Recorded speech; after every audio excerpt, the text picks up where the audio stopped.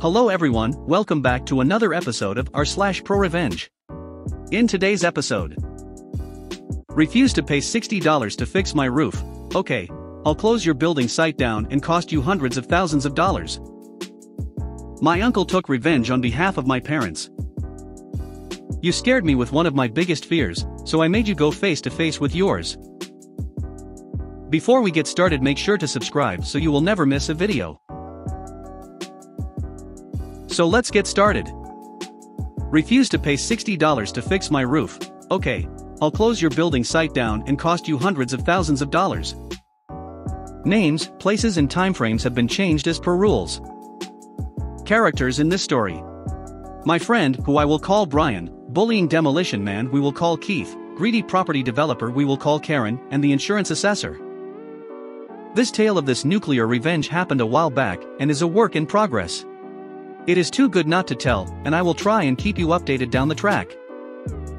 Brian's neighbor is a typical greedy career landlord that left their rental house in disrepair.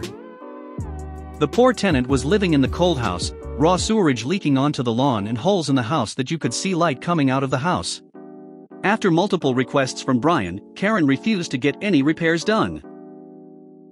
When the state government introduced new laws about ensuring landlords are insulating their rental properties, instead doing this to the house, Karen kicked their tenant out and left the house vacant for 5 years. The old house deteriorated so much more during this time, with rats infesting the house and invading other houses nearby. Brian and his wife, with their limited funds, were able to get sufficient lending from the bank and offered to buy the house and do it up themselves to improve the neighborhood or rent it out, as there is a massive shortage of rental properties in our local county. Greedy Karen did not want to sell, nor did she want to spend a cent on the house to remedy the rodent problem. She also did not care about the effect the house was having on aesthetics of the street.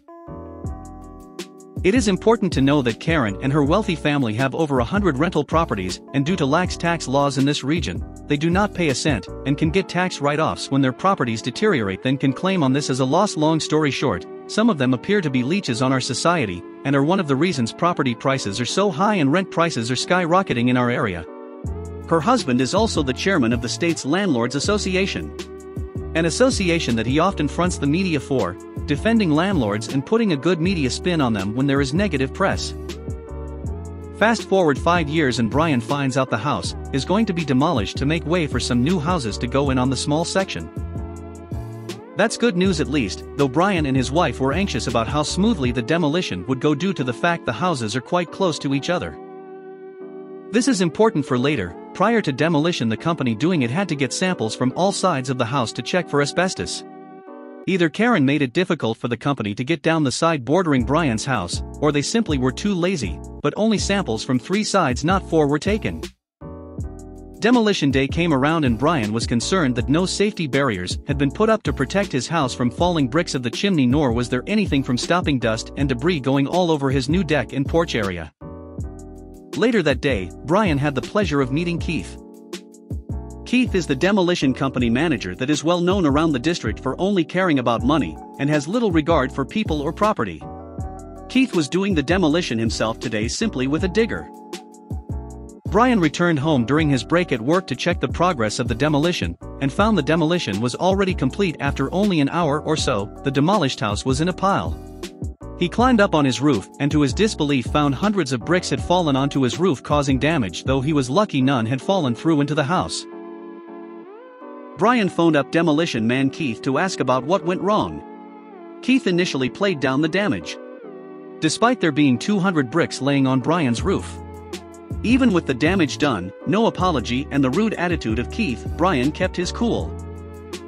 Since I did a little bit of roofing when I was younger, I can fix up the roof if you just get me 4 new sheets of roofing iron, and we will call it even.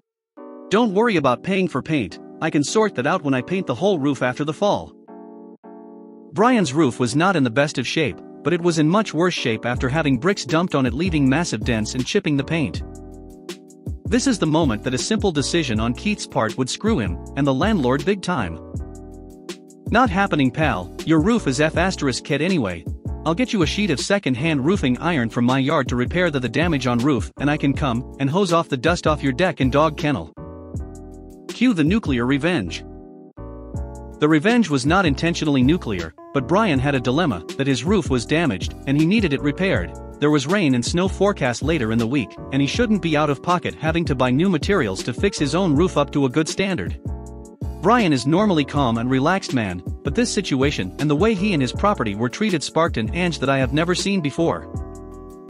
Brian got in contact with his insurance company, and due to the issue involving a roof, a building assessor arrived that day to assess the claim. The assessor would then be able to seek damages from the landlord or demolition company if he found them to be at fault. Brian also reported the demolition company to the local health and safety authorities due to their lack of safety precautions used when doing the demolition. The assessor got onto the roof with Brian and was mortified to hear how Keith had acted in such disregard with the damage done to the roof, and his lack of an apology for any wrongdoing got the assessor mad. He then looked more concerned and bent down and picked up some gray fibrous material. Luckily, thanks to COVID, we already have masks on Brian. This here looks like it is asbestos. I don't know how they got the sign off to get this house knocked down in this manner. You don't know at the time of being exposed to this stuff, but if you breathe in these fibers it can cause serious diseases later on in life, including lung cancer. I'll get this sent off to the lab for testing and we'll be in touch. Fast forward another day and Brian was contacted by his insurance company. It turns out the side of the house that wasn't tested was clad in asbestos. Not just any bad asbestos, the worst possible type you can get. Insurance will be seeking damages to replace Brian's whole roof, not just the damaged part. The cost of replacement is likely to be around $20,000 USD. This is the cheap part. The demolition site has been shut down by local authorities, and there needs to be a massive decontamination of the area. This involves having to remove at least half a meter of topsoil on surrounding properties, test the soil, and remove more if there is asbestos still found. Areas with decks need to potentially have these removed so soil can be evacuated out underneath. The cost for this cleanup will likely be in the hundreds of thousands of dollars, but who will pay for this is unknown at this stage. Whether it is Keith or Karen's insurance or them personally, time will tell. In regards to Brian, his family and their dog potentially being exposed to the asbestos. My uncle took revenge on behalf of my parents. As the title gives away, this didn't happen to me. But is the story of how my uncle avenged my parents. My parents had me when they were plenty young. They were not teens anymore but had barely left that age bracket. My mom and dad met in college. That was also when they had me. So while my parents were in their courses, I mostly stayed with my grandparents. The whole family lives in the same area. And the college was not that far away. My parents were still young and liked to go out with friends on occasion. When the following happened, I was a few years old. On occasion, they frequented a bar. A drunk guy there groped my mom and did not take a no as a no. My dad intervened and stopped the guy. And half an hour later all seemed forgotten. The music was loud, the bar crowded, and then someone in the crowd hit my dad with an empty glass pitcher square in the face. He was bleeding profusely and collapsed. But in the press, semi-darkness and over the music no one knew who did it. My dad got taken to the hospital. He had a broken nose and a heavy concussion.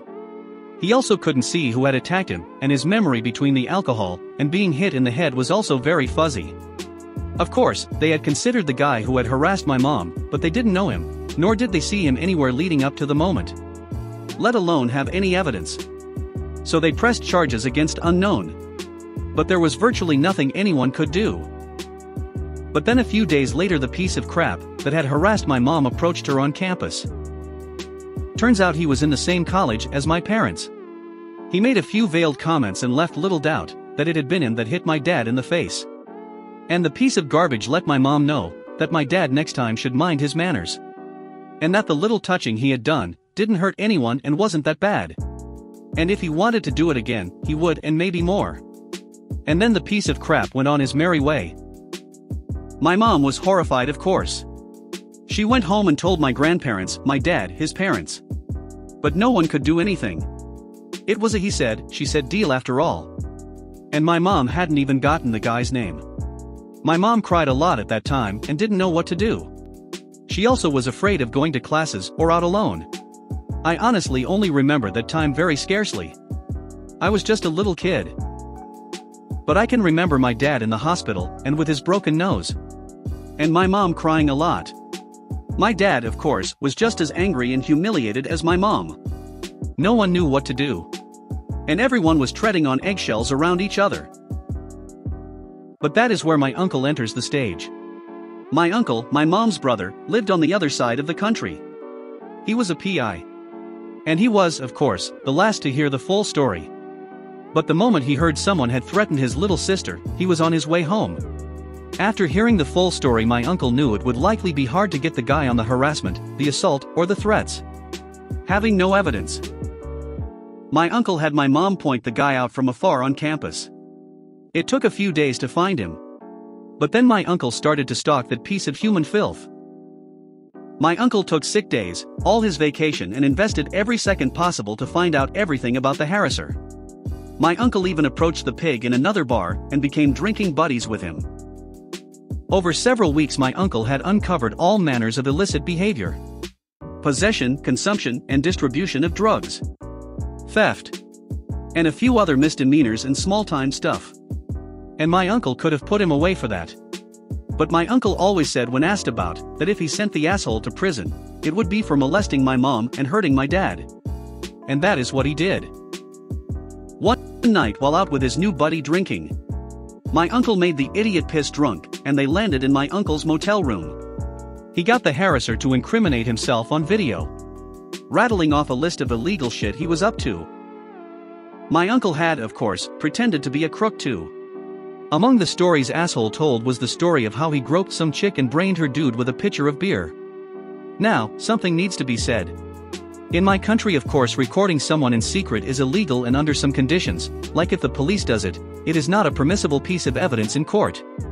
But as a PI my uncle knew that laws for that exactly. But paradoxically the situation is different if it is not only audio, but also video. And my uncle had the asshole on camera confessing. The next day my uncle turned himself into the police, with all his collected evidence. Because secretly filming people was still a crime. Though the video could be used as evidence in court, as my uncle was not affiliated with the police or any other governmental agency. When the criminal trial and the civil trial were over, the asshole got 6 years in prison, and had to pay damages to my mom and dad. And my uncle got slapped with the equivalent of a $2,000 fine for secretly filming the asshole. Money well spent, he always said. You scared me with one of my biggest fears, so I made you go face to face with yours. Okay, so my cousin is a prankster. She likes telling jokes, and one of her favorites is during the holidays, she likes to tell me my uncle, her dad, is coming to pick me up. If I'm being honest, my uncle is not a nice man. He yells at me and everyone for everything, he lies about people to make them look bad and him look good, he makes fun of me for being overweight. He's very verbally abusive, it's gotten to the point where I've pretty much grey-rocked him, which is basically no contact. And her favorite prank is telling me that he's coming to pick me up to take me to family gatherings, which I usually avoid going to if he's there. And 2 hours in the car with him? That's literally hell. So a couple weeks ago she lied and told me he called and was gonna come pick me up for my birthday. I felt like I was having a panic attack, I remember crying, hyperventilating, I was pacing back and forth trying to figure some way out of it. And yes, visiting him is just that bad. She started laughing, I told her that's not funny. She knows how I feel about that man. She said, don't you feel better now that you know he's not actually coming? I haven't forgotten that. It's been 2 weeks, I've had enough of that prank.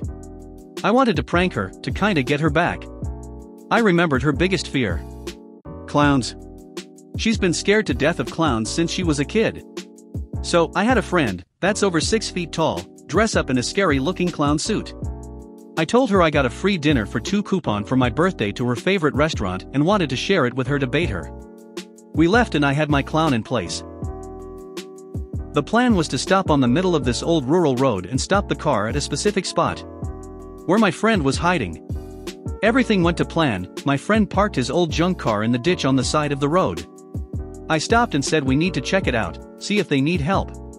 While she's looking in it and looking around for the owner, I sneak back to my car. My clown runs out of an old barn and straight for us. She saw him, froze and started screaming. She ran to my car, but I sped off before she could get in. I didn't abandon her, I just drove over a hill to where she couldn't see me from where the old car was and watched in my rearview mirror. She tried running with the clown chasing her, screaming for help. He caught up to her, and she got on her knees and started crying. He laughed and revealed it was a joke. I drove back and started laughing with him. She told me that wasn't funny, and I repeated what she told me, the "don't you feel better" line. She screamed and yelled the whole car ride at me, that I could have scared her to death. I told her that's how I feel when she tells me about my uncle. If you made it to the end of the video, thanks for watching. Don't forget to like, subscribe and share, and we will see you in the next video.